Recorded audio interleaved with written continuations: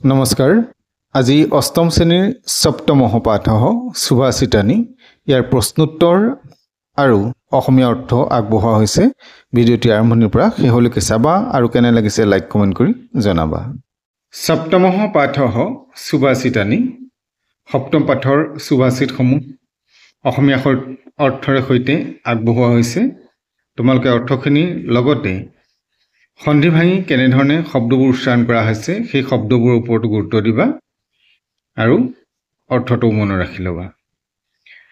পাৰভ্যতি ন খলু বিঘ্ন ভয়েন নিশ্চয়হ পাৰভ্য বিঘ্ন বিহতা বিৰমন্তি মধ্যাহা বিঘ্নৈ পুনঃ পুনঃ অপি প্ৰতিহন্যমানঃ পাৰভ্য স উত্তমজনাঃ ন পৰিত্যজন্তি।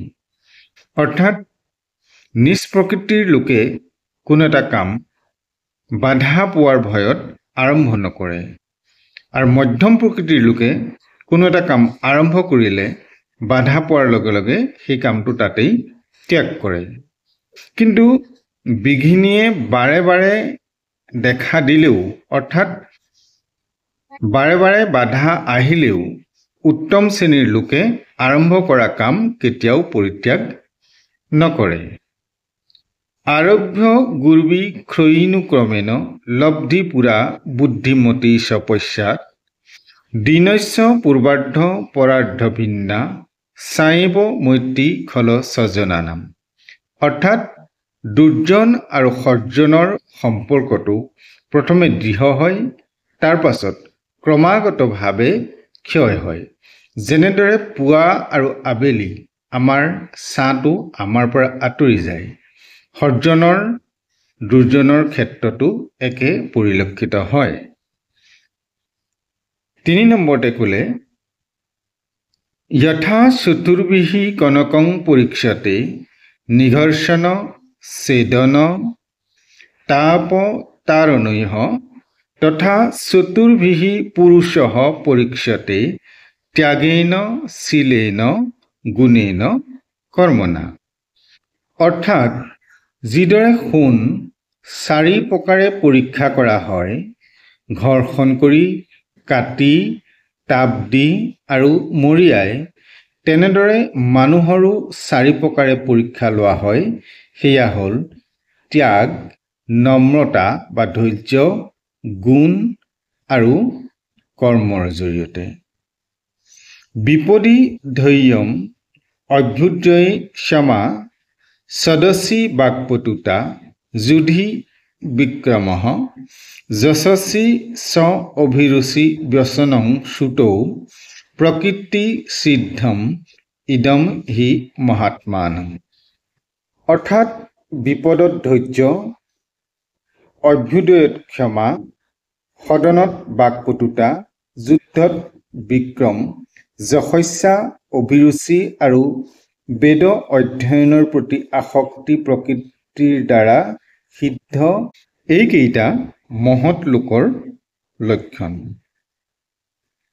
ন চৌৰহায়ং ন চ ৰাজহায়ং ন ভাতৃভায়ং ন চ ভাৰকাৰী ব্যয়ে কৃতে বদ্ধতে এব নিত্যং বিদ্যাধনং সৰ্বধন প্ৰধানম।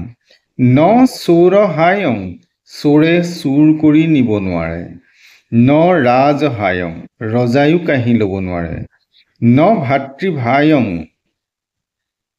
ন চ ভাৰকাৰী ভাতৃ ভাৰ্যায়ো তাক ল'ব নোৱাৰে। ব্যয়ে কৃতে বদ্ধতে এব নিত্যম অৰ্থাৎ যিমানে খৰচ কৰা হয় সিমানে বাঢ়ি যায়। সেয়া হ'ল বিদ্যাধন, সকলো ধনতকৈ শ্ৰেষ্ঠ ধন বা প্ৰধান।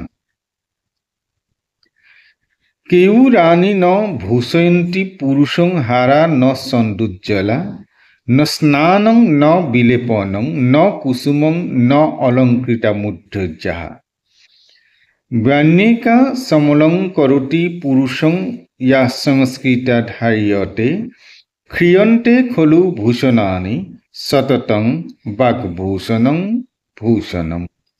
অৰ্থাৎ মানুহক চন্দৰ নিচিনা উজ্জ্বল মুক্তাৰ মালা কাণত পিন্ধা উজ্জ্বল অলংকাৰেও শুৱনি কৰিব নোৱাৰে স্নান কৰি সুগন্ধি দ্ৰব্য লেপন কৰি চুলি ফুলৰ দৰে ধুনীয়া হ'লেও শুৱনি নহয় বাক্যৰূপ অলংকাৰহে প্ৰকৃত অলংকাৰ বাকী সকলো ক্ষয় হয় কিন্তু বাক্যৰূপ অলংকাৰ সদায় অলংকৃত কৰি ৰাখে সদ্দোষাঃ পুৰুষেনেহ হাতব্যা ভূতিমিশ্যতা নিদ্ৰা তন্দ্ৰা ভয়ং ক্ৰোধঃ আলস্যং দীৰ্ঘসূত্ৰতা অৰ্থাৎ এই জগতত সম্পদ লাভ কৰিব খোজা পুৰুষে 6টা দোষ ত্যাগ কৰা উচিত সেইকেইটা হ'ল নিদ্ৰা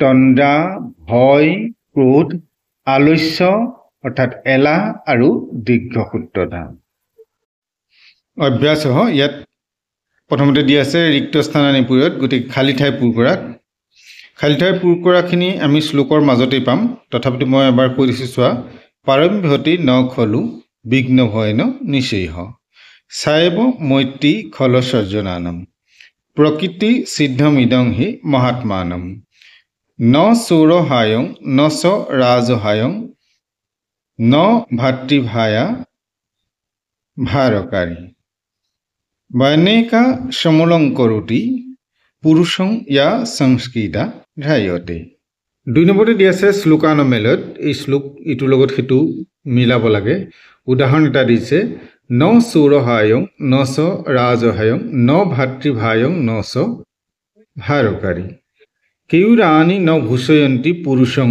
হাৰা ন সন্দুজ্জ্বলাহ দিনস্য পূৰ্বাৰ্ধ পৰাৰ্ধ ভীনা সায়েব মৈত্ৰী খলস্বজনানম ব্যয়িকিতে বৰ্ধতে এব নিত্যম বিদ্যাধনং সৰ্বধন প্ৰধানম সদ্দোষাঃ পুৰুষেনেব হাতব্যা ভূতিমিশ্যতা নিদ্ৰা তন্দ্ৰা ভয়ং ক্ৰোধং আলস্য দীৰ্ঘসূত্ৰতা ইয়াৰ পাছত আহিলে একপদনে উত্তৰত নিশ্চয় কেন কায়ং ন পাৰভ্যতে নিজ প্ৰকৃতিৰ লোকে কিয় বা কি কাৰণে কাৰ্যবোৰ আৰম্ভ নকৰে বিঘ্ন ভয়েন খল সৰ্জনানাম মৈত্ৰী কীৰ্দিশী ভৱতি সায়েব চতুৰ্ভি কহ পৰীক্ষতে ইয়াত আচলতে দুটা উত্তৰ আছে এটা আছে কনকং এটা পুৰুষঃ কিং ধনং সৰ্বধন প্ৰধানম বিদ্যাধনম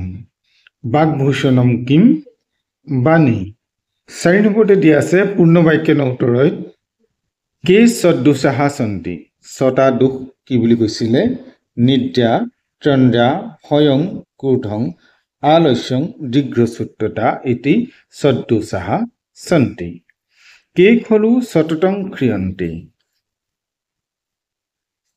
ভূষণানি খলু সততং ক্ৰিয়ন্তে উত্তমজনাঃ কিং কুৰ্বন্তি উত্তমজনাঃ পাৰভ্য কায় ন পৰিত্যজন্তি তেনেধৰণে লিখিলেও হ'ব আমাৰ প্ৰথম শ্লোকটোৰ 2 নম্বৰ শাৰীটোত আছে কেশাং মৈত্ৰী সায়েব ভৱতি খল সৰ্জনানাম মৈত্ৰী সায়েব ভৱতি নমো নমঃ আজিলৈ পাঠ ইমানতে সামৰিছোঁ পৰৱৰ্তী নতুন পাঠ লৈ তোমালোকৰ মাজলৈ আহিম চেনেলটো চাই থাকিবা লগতে চেনেলটো যদি নতুন এবাৰ সাবস্ক্ৰাইব কৰি বেল আইকনটো প্ৰেছ কৰিবা